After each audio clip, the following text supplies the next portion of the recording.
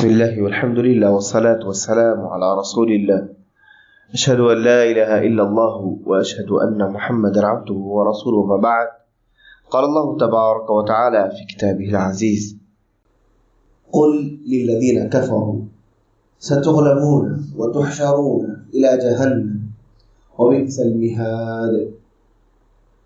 سورہ آل عمران کی آیت نمبر 12 ہے.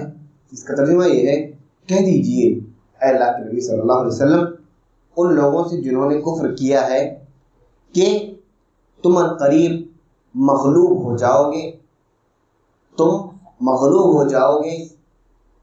وَتُحْشَرُونَ إِلَى جَهَنَّمَ، اور پھر آخرت میں تمہیں جمع کیا جائے گا جہنم کے سامنے.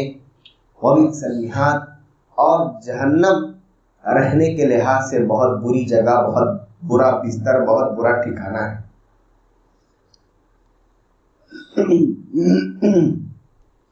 قل، اے اللہ کے نبی صلی اللہ علیہ وسلم آپ کہہ دیجیے. یہاں پر حکم نبی کریم صلی اللہ علیہ وسلم کو دیا جا رہا ہے.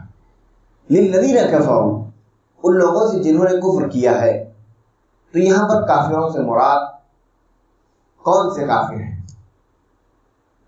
کیونکہ مشرکین مکہ بھی کافر ہیں، نصارہ عیسائی جو مدینہ اور مدینہ کے آس پاس رہتے ہیں وہ بھی کافر ہیں، جو یہودی ہیں وہ بھی کافر ہیں، جو منافقین ہیں وہ بھی کافر ہیں. یہاں پر کس سے خطاب ہو رہا ہے؟ یہاں پر یہودیوں سے مخاطب ہے رسول اللہ صلی اللہ علیہ وسلم اور اللہ تبارک و تعالیٰ.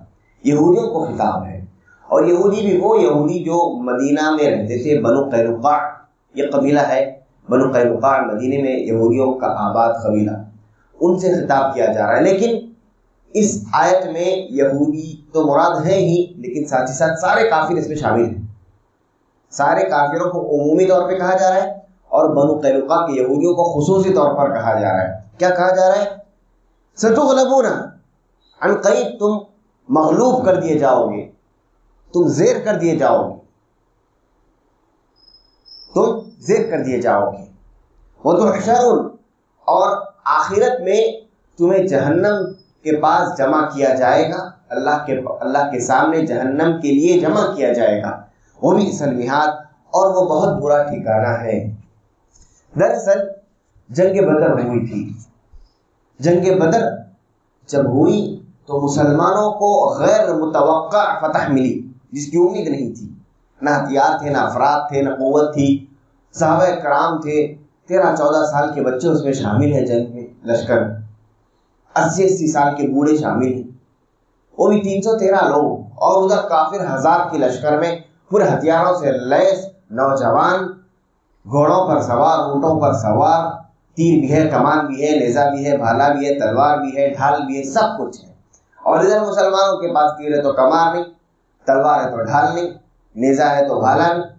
یہ سب تیاری تھی مسلمانوں. اور پورے لشکر میں مسلمانوں کے 2 گھوڑے 1 اونٹ، اس طرح سب پیدل. اللہ تبارک و تعالیٰ نے فتح دی دشمنوں پر. اللہ تبارک و تعالیٰ نے کافروں پر، مشرکین مکہ پر جو ابو سفیان کے کمانڈر میں آئے تھے، اللہ تبارک و تعالیٰ نے فتح دی. مسلمان غالب ہوئے. اللہ تبارک و تعالیٰ نے فرشتوں کو نازل کیا، کافروں کے دل میں رعب کو ڈالا، خوف کو ڈالا، اور مسلمانوں کے دلوں کو مضبوط کر دیا. اللہ تبارک و تعالیٰ نے فتح دی. مسلمان جب خوش و خرم فتح یابی کے ساتھ مدینہ واپس لوٹے تو اللہ کے نبی صلی اللہ علیہ وسلم دوسرے دن جو سب سے قریبی قبیلہ تھا یہودیوں کا، ان سے کہا کہ ایمان لاؤ، دین اسلام میں داخل ہو جاؤ، ورنہ تمہارا بھی یہی حشر ہونے والا ہے، تمہارا بھی یہی حال ہونے والا ہے کہ اللہ تبارک و تعالیٰ کی مدد آئے گی اور تم زیر ہو جاؤ گے. تو یہودیوں نے کیا کہا؟ انہوں نے کہا انک ہاجمت القوم لا يعرفون القتال. اے محمد صلی اللہ علیہ وسلم، تم نے ایسی قوم سے مقابلہ کیا، ایسی قوم سے تم لوگ بھیڑ گئے جو قوم لڑائی جانتی نہیں، جو قوم لڑنا نہیں جانتی، انہیں کیا معلوم جنگ.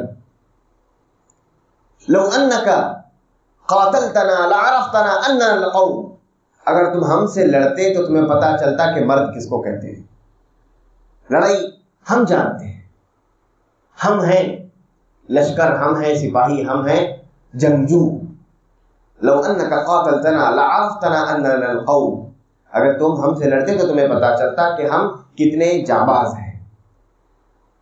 تو اللہ تبارک و تعالیٰ نے حکم دیا نبی صلی اللہ علیہ وسلم کو، قل، اے نبی صلی اللہ علیہ وسلم آپ کہیے، للذین کفروا، جو لوگ آپ کو جھٹلا رہے ہیں یعنی یہودی، ستغلبون، تمہاری بھی باری آئے گی، ستغلبون، آئے گا تمہارا وقت بھی، تم زیر کیے جاؤ گے، مغلوب کیے جاؤ گے، ستغلبون وتحشرون، دنیا میں زیر کیے جاؤ گے، دنیاوی ذلت، دنیاوی رسوائی، دنیاوی نقصان، وتحشرون الی جہنم، اور آخرت میں جہنم میں پھینکے جاؤ گے، ادھر یہ نقصان ادھر وہ نقصان، وبئس المہاد، اور جہنم ٹھکانے کے لحاظ سے بہت بری جگہ، وبئس المہاد، رہنے کے لحاظ سے، ٹھکانے کے لحاظ سے بہت بری جگہ ہے۔